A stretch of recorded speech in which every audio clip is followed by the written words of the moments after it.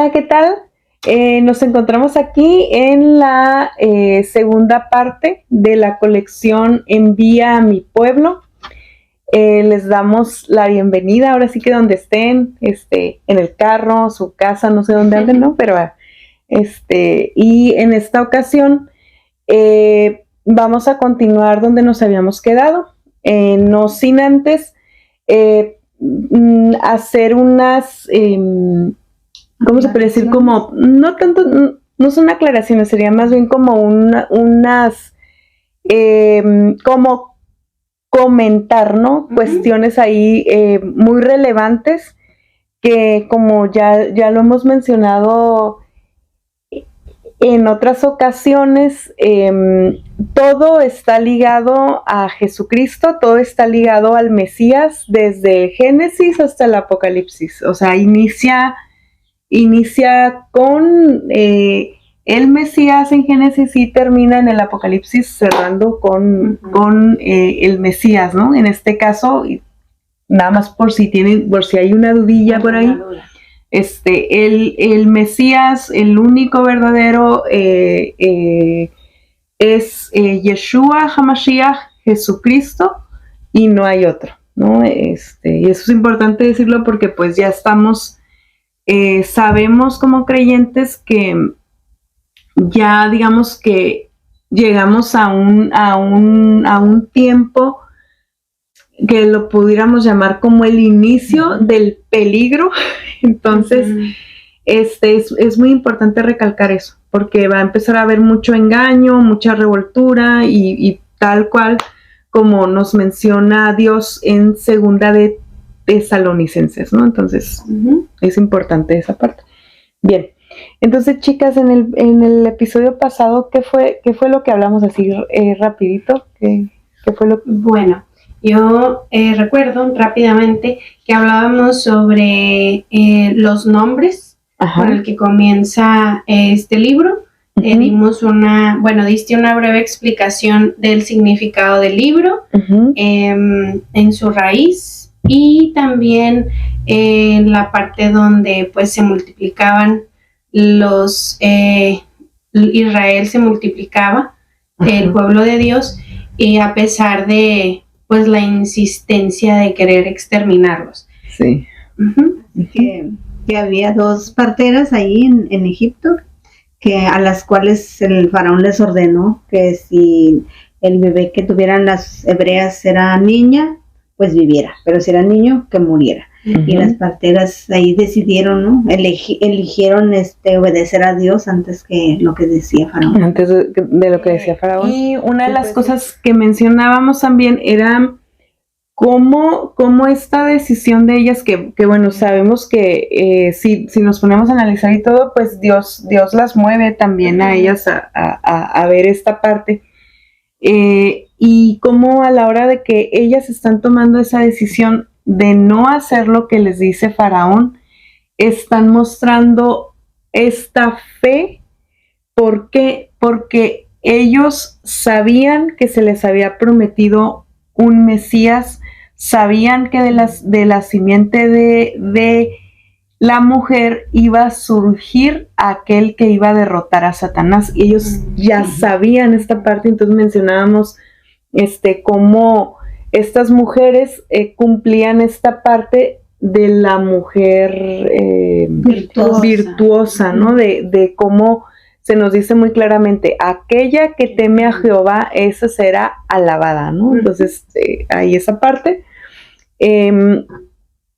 Algo que no se mencionó la vez pasada, pero les decimos, es cómo aparecen los hijos mencionados. Empiezan de manera cronológica, ¿no? Rubén y así se va, ¿no? En este caso vemos como el orden natural. ¿Por qué? Porque Rubén pues era ¿quién? Era el mayor, ¿sí? Pero en otros libros, más adelante, ustedes se van a dar cuenta cómo la genealogía no empieza ya por Rubén, empieza por Judá. Entonces, esto obedece a que, en primer lugar, a Rubén lo vemos en diferentes situaciones dentro de la Biblia cómo Rubén no quiere tomar el liderazgo. Como cuando desgraciadamente lo que pasó con José, y ahorita lo vamos a mencionar brevemente, cuando sus hermanos le hicieron lo que le hicieron a José, que lo vendieron, que sí, Rubén no tomó el liderazgo, o sea, él tenía la facultad por ser el hijo mayor de haber detenido a sus hermanos y no lo hizo. Hizo como que quiso detenerlos, pero no tomó la autoridad, ¿no? Pues lo más que hizo fue convencerlos de que no lo mataran, porque la idea era esa. Ajá. Sí, pero no, pues era como para que les hubiera dicho, güey, pues hay que sacarlo de aquí, o sin pedirles opinión, ¿sabes qué? Pues lo saco porque lo saco, ¿no? Era como la cuestión natural. Sí. Y más adelante les comentaba, vamos a ver que Judá es el que sale mencionado primero, y esta es un indicio, y es la manera en la que Dios nos está recordando que el Mesías va a provenir de Judá, o sea, que el Mesías va a venir de esa tribu. Y en algún momento, en una sección que está por salir, vamos a enfocarnos en Judá. ¿Por qué sale de Judá? Porque luego muchos dicen, no, pero es que Judá fue esto, fue aquello, hizo, engañó, O sea, para empezar, todos hicimos, todos engañamos, todos pecamos, todos metemos la pata, todos, la palabra dice muy claramente que no hay nada bueno en nosotros, que estamos podridos desde la cabeza hasta la planta de los pies. Entonces, Dios una vez más se muestra que la salvación y ¿cómo se puede decir? Como sus dádivas no van a venir a nosotros porque nosotros seamos buenos. Vienen a nosotros porque Él es el bueno. Él es el bueno. Nosotros somos, no sé, ya sabemos bíblicamente, ¿no? Pero bueno, otra de las cosas también que se deben de mencionar es por qué justamente aquí en el libro del Éxodo se menciona que el faraón que ordena la matanza de los niños, ¿sí? ¿Por qué se menciona que no conocía a José? Chicas, si me pueden ayudar, por favor, a recordar esta parte, por favor. Sería en Éxodo, desde el 1:6 hasta el versículo 8, por favor. Okay. Y murió José y todos sus hermanos y toda aquella generación. Y los hijos de Israel fructificaron y se multiplicaron y fueron aumentados y fortalecidos en extremo, y se llenó de ellos la tierra. Entre tanto, se levantó sobre Egipto un nuevo rey que no conocía a José, y dijo a su pueblo. Sí, hasta ahí. And Joseph died, all his brothers, and all that generation. But the children of Israel were fruitful and increased abundantly, multiplied and grew exceedingly mighty, and the land was filled with them. Now there arose a new king over Egypt, who did not know Joseph. Entonces, aquí porque va a ser importante que se mencione que ese faraón no conocía a José. O sea, ¿por qué no dice, no conocía a los hijos de Israel, no conocía, no sé, a Jacob, Aquí se menciona a José porque como aquellas personas que son creyentes y que leen la Biblia, van a saber que José tenía un alto rango dentro de la tierra de Egipto. Era el segundo después de Faraón. O sea, se encontraba Faraón y después estaba José. A grandes rasgos, José fue vendido por sus hermanos, ¿sí? A gente de Egipto. Fue vendido como ¿qué? Como un esclavo. Entonces, esta parte se me hace bien preciosa porque sabemos que José es un prototipo de lo que va a venir a ser Jesucristo. Jesucristo obviamente fue mayor que todos ellos, mayor que Moisés, mayor que José, mayor que Abraham, mayor, o sea, Él está por encima de todos y es sobre todos. Pero Dios nos estuvo dando, a lo largo de toda la humanidad, nos estuvo dando flachazos de cómo iba a ser Él cuando se encarnara con nosotros. Sí, entonces en el caso de José, José va a representar a esta parte de Isaías, ¿sí? 53, Isaías en general, donde se muestra al Mesías como el siervo sufriente. Entonces José les va a dar a ellos un flashazo, fue vendido por sus hermanos. Esta profecía, y les va a aparecer aquí, ¿no? Donde José sueña y va con su padre y le dice, fíjate padre, tuve este sueño donde mis hermanos se inclinaban, donde las tortillas, etcétera, etcétera, se inclinaban. Y siempre menciona al número 12, siempre está mencionando al número 12 y cómo se inclinan. Eso no nada más iba a ser una cuestión de que sí, sus hermanos estaban bajo las órdenes de José, porque él tenía el rango cuando se reencuentran, pues él ya tenía una posición superior a ellos, ¿no? Porque Dios se la dio. Sino José ahí, con estos sueños, él estaba viendo la posición que iba a tener el Mesías después de los sufrimientos que Jesucristo pasó, después de los sufrimientos que Yeshua HaMashiach pasó, después de venir como el siervo sufriente. Él estaba viendo cómo las 12 tribus de Israel se le iban a inclinar y lo iban a adorar porque Él es el rey. Entonces no nada más era José, sino esto también, o sea, esto iba directo a lo que iba a pasar con el Mesías después. Todavía no lo hemos visto, pero lo veremos, si Dios permite, muy pronto. Entonces, podemos ver la cuestión esta. A Jesucristo en ciertas secciones de la Biblia lo llaman Jesús, el hijo de José, o en hebreo Yeshua ben Yosef. Y en algunas ocasiones lo llamaban así como diciendo, pues o sea, que no es el hijo de José. Pero fíjense ahí cómo podemos ver la providencia tan preciosa de parte de Dios, y volvemos otra vez a los nombres, volvemos otra vez a Shemot, o los nombres, Hashemot. Vemos cómo, por qué el padre adoptivo de Jesucristo, por qué no se llamó Lucas, por qué no se llamó Juan, por qué no se llamó ¿sí? ¿Por qué se llamó Joseph? ¿Por qué se llamó José?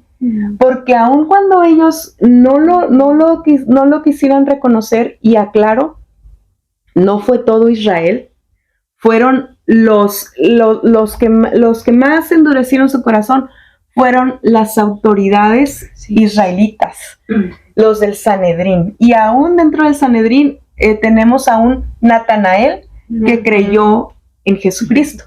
Pero es bien precioso porque como cuando ellos decían, oye, pues que no es hijo de José, o sea, era como para él, o sea, se encuentra ligado, es José. Entonces, aquí, ¿qué está pasando? Él dice, pues que no conocía a José, o sea, no lo conocía, y es lo que puede llegar a pasar con muchos de nosotros. Yo puedo estar creyendo que el Mesías todavía no viene, y que no ha venido, porque pues el Mesías va a venir como un rey y un libertador y todo eso. Pero yo estoy negando la parte donde el Señor me está diciendo, hey, espérame, no van a ser dos Mesías, no son dos, porque es lo que se ha llegado a pensar, que son dos Mesías. No son dos, es uno.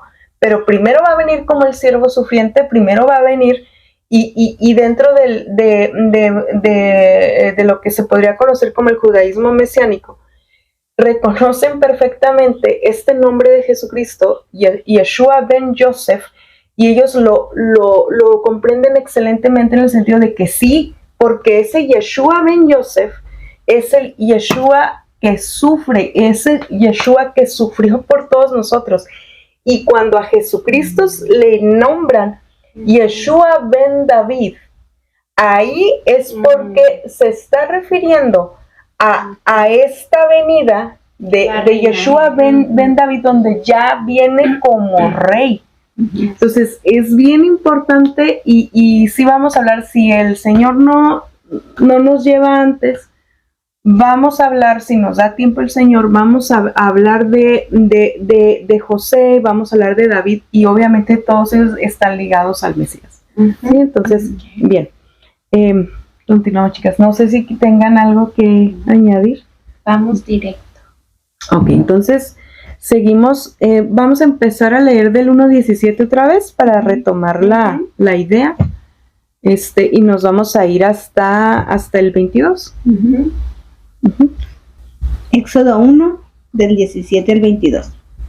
Pero las parteras temieron a Dios y no hicieron como les mandó el rey de Egipto, sino que preservaron la vida a los niños. Y el rey de Egipto hizo llamar a las parteras y les dijo: ¿por qué habéis hecho esto? ¿Que habéis preservado la vida a los niños? Y las parteras respondieron a Faraón: porque las mujeres hebreas no son como las egipcias, pues son robustas y dan a luz antes que las parteras vengan a ellas. Y Dios hizo bien a las parteras, y el pueblo se multiplicó y se fortaleció en gran manera. Y por haber las parteras temido a Dios, Él prosperó sus familias.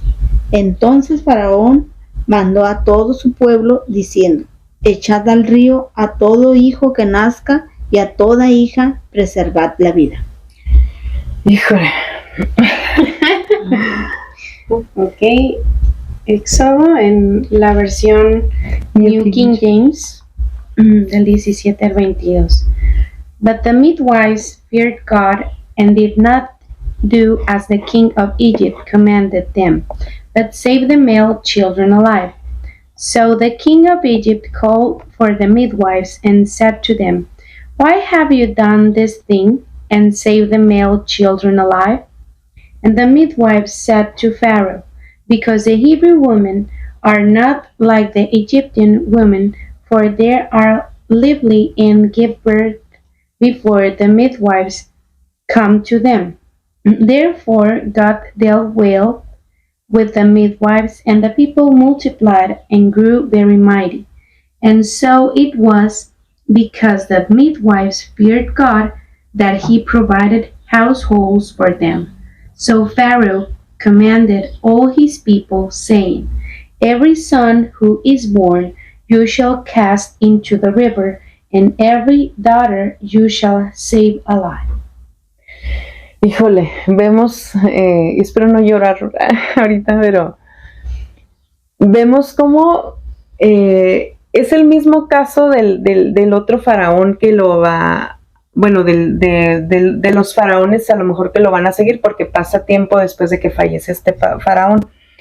Pero refiriéndonos específicamente al faraón del Éxodo, es el mismo caso, este faraón que el que se va a enfrentar a las plagas, o sea, el mismo caso. Él está viendo, por un lado, Dios le está dando testimonio de cómo, como mencionamos la vez anterior y como la Biblia lo menciona más bien, cómo cuando él oprimía a los hijos de Jacob, a los hijos de la nación, cómo eran multiplicados, cómo se fortalecían, etcétera. Ahí Dios le estaba dando testimonio.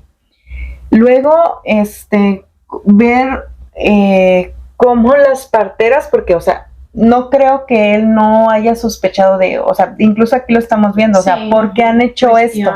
O sea, las cuestiona, sí, porque él se da cuenta que las parteras no hacen esto. Entonces, él estaba viendo el temor de las parteras delante del Dios de Israel, y eso era para que a él le sirviera de testimonio.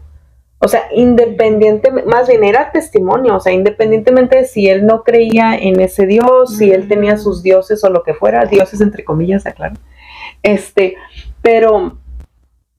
Pero aún así no hizo caso y vemos una respuesta más dura, o sea, una respuesta terrible. Aquí estamos entrando en un terreno muy, muy delicado, y pienso que sí, pues que sí tenemos que mencionarlo, porque hemos estado actuando como humanidad así, o sea, ha venido siendo lo mismo. Sabemos que en el siglo XX ocurrieron las 2 primeras guerras mundiales. Sabemos bíblicamente que se va a haber una tercera, y pues esa va a ser horrible, peor que la 1 y la 2, o sea, la tercera va a ser fatal en muchas cuestiones, pero pues las actitudes siguen siendo las mismas. Yo no puedo dejar de pensar con esto de Faraón, no puedo dejar de pensar en Adolfo Hitler. Ha sido uno de los mayores asesinos en cuestión de las minorías, pero en especial su primer objetivo fue el pueblo de Dios, fueron los judíos. Se enfocó en ellos, los cazó a ellos, o sea, agarró de muchas otras cosas, gitanos, gente discapacitada como yo, de muchos otros. Pero su objetivo principal era exterminar a la raza judía, era lo que él decía.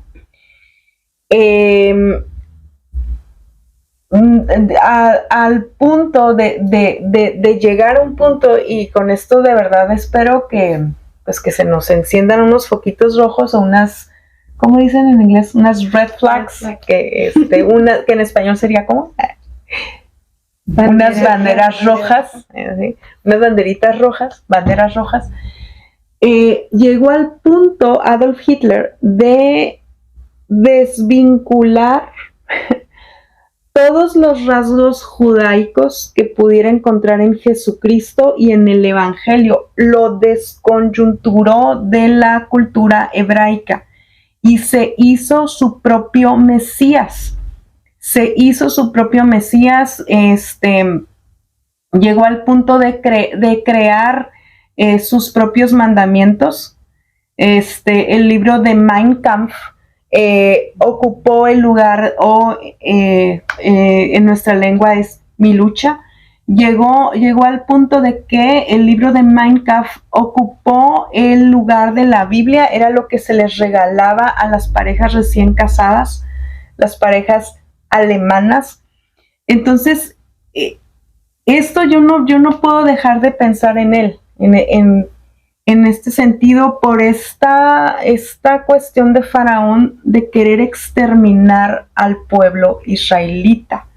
Entonces, ahorita lo estoy mencionando porque estamos en un punto donde las cosas se van a poner muy semejantes.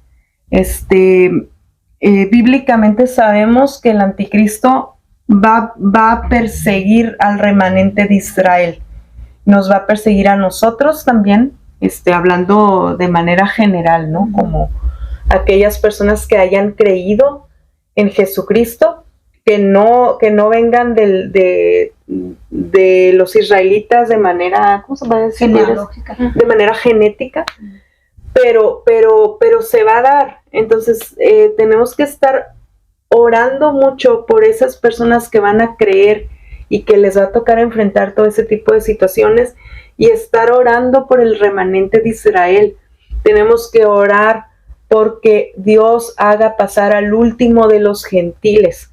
Tenemos que orar por Israel, por la fortaleza de Israel, y porque los que faltan que se conviertan, de los israelitas que faltan que se conviertan, y por aquellos que ya lo han recibido, que ya lo tienen, y que hay muchos, y ustedes van a ir viendo, hay muchos estar pidiendo porque ellos puedan seguir plantando la semilla y puedan ir dando las buenas nuevas a sus compatriotas, porque se vienen épocas duras, muy duras. Sí, entonces, chicas, no sé, algo que tengan que decir. Pues ahí las parteras, ¿no? Como mostraron, pues su temor más grande era hacia Dios, que lo que le pudieran que lo que les pudiera hacer el faraón. Pues en estos tiempos, igual como tú mencionas, ¿no? O sea, lo más reciente y de una manera que se pudiera comparar, pues es lo que Adolfo Hitler hizo, ¿no? Persiguiendo al pueblo judío. Y en estos tiempos, pues tal vez no es así, pero van a llegar momentos, porque la misma Biblia nos dice eso, ¿no? Y pues que el temor más grande que podamos tener sea hacia Dios, y que ese temor nos mueva pues a obedecerle a Él antes de obedecer a un ser humano que nos diga o nos dé la orden de hacer algo contrario a lo que Dios dice. Sí, sí, y aquí, ¿no? Como también dice que Dios las bendijo y a sus familias, ¿no? Sí. Sí, a veces, bueno, en esta parte, ¿no? Como ahorita que mencionamos luego muchas cosas o testimonios o comparativos, creo que a veces, o yo también lo llegué a pensar en mis primeros años de como creyente en Jesucristo, pensaba que el bendecir o la parte donde Dios dice que pues sí, que sería bienaventurada o que Él me daría algún tipo de bendición, pues iba de la mano con a lo mejor no sufrir ciertas cosas, pero pues Dios no nos dice eso en su palabra, ¿no? Él las bendijo, tenía gracia delante de Dios por eso que ellas hicieron, por la obediencia hacia Él. Y pues bueno, no, ahora haciendo el comparativo, ¿no? Dios te promete en su palabra lo que Él te va a decir a ti en la situación en la que tú estés. Como decíamos, a lo mejor vamos a estar enfrentando constantemente, todos los días tomamos decisiones y por más significativas para nosotros o insignificantes también, que nosotros pudiéramos verlas, a lo mejor en nuestro entendimiento o en mi pequeño entendimiento, son decisiones diarias.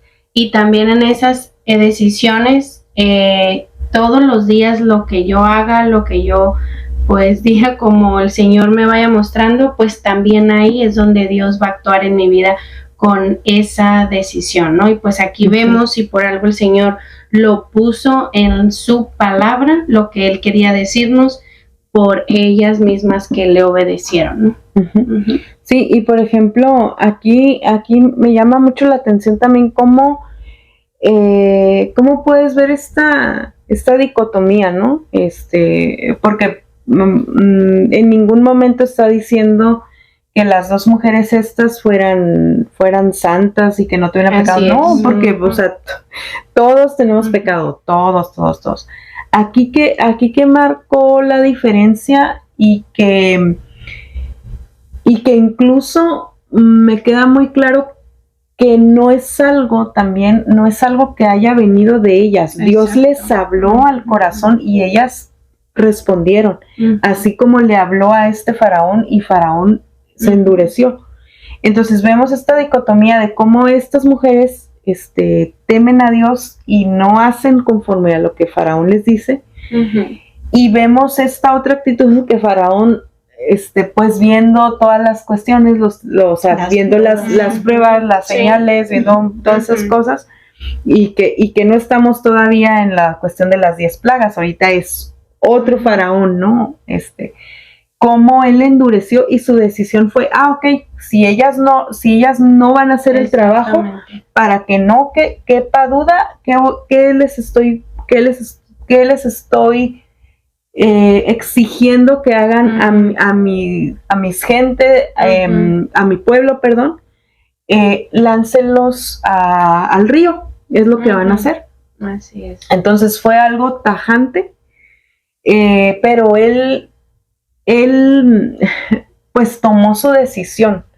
Tomó su decisión y pues no sé, o sea, si no se arrepintió, si no se puso a cuentas, pues como dice la palabra, ¿no? Más le hubiera sido mejor no haber nacido, porque pues ahorita pues digamos que no se encuentra en un lugar muy deleitoso, que digamos.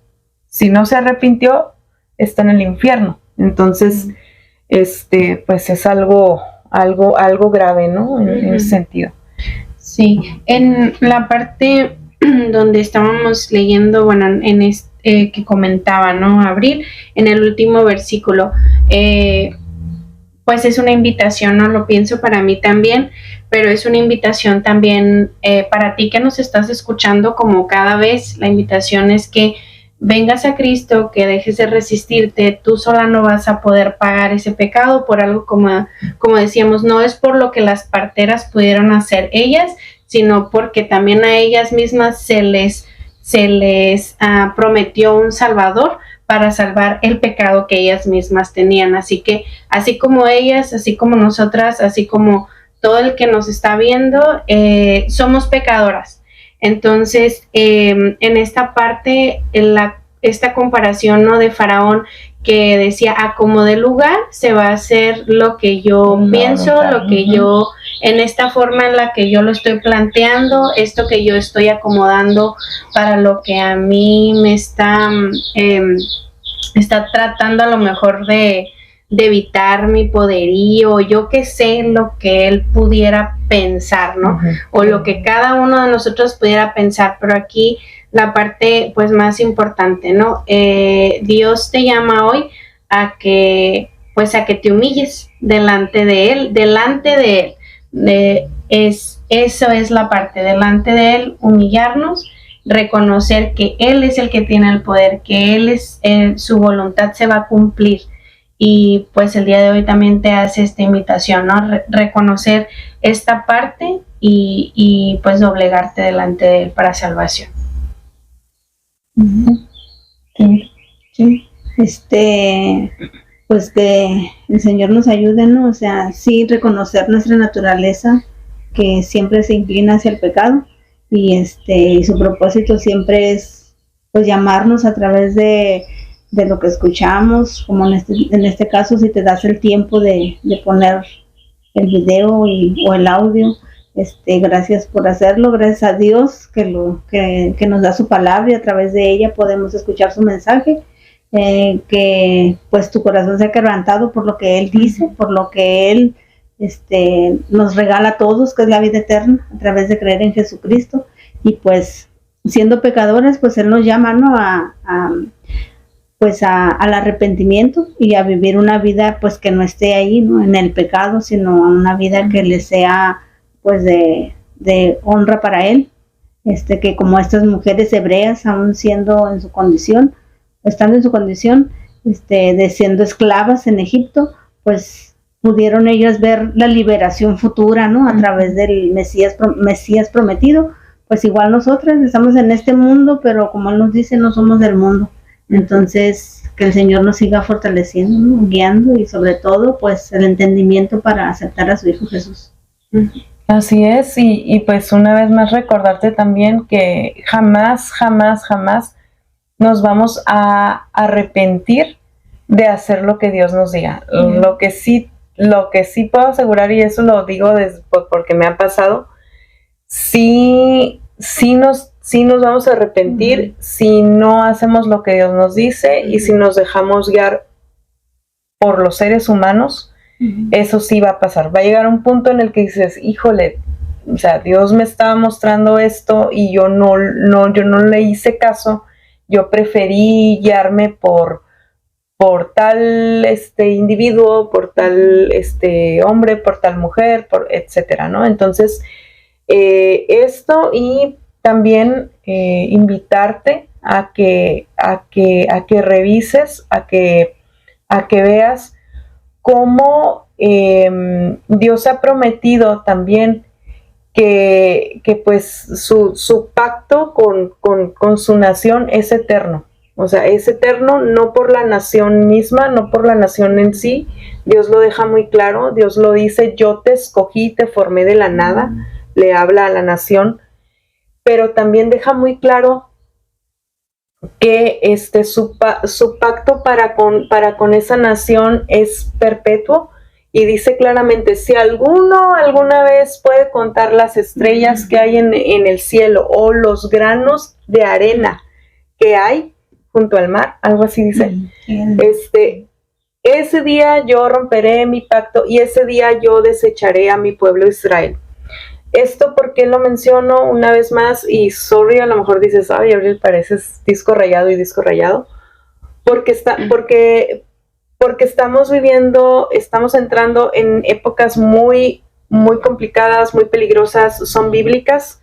Como creyentes no nos tenemos que asustar, pero sí tenemos que mantenernos firmes.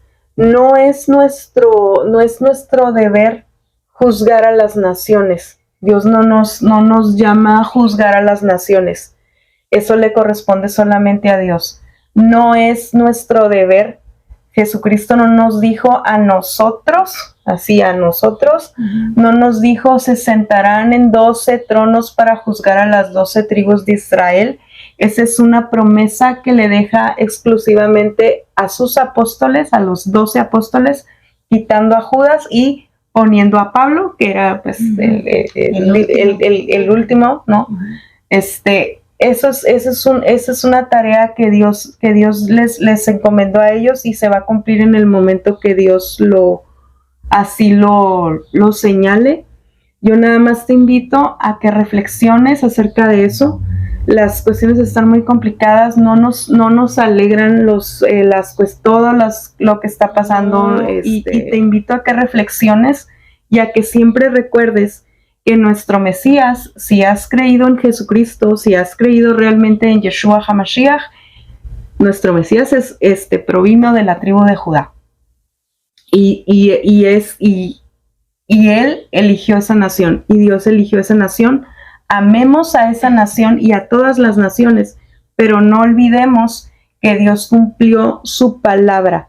La palabra dice muy claramente que la salvación viene de los judíos. El mismo Jesucristo lo dice y lo cumplió.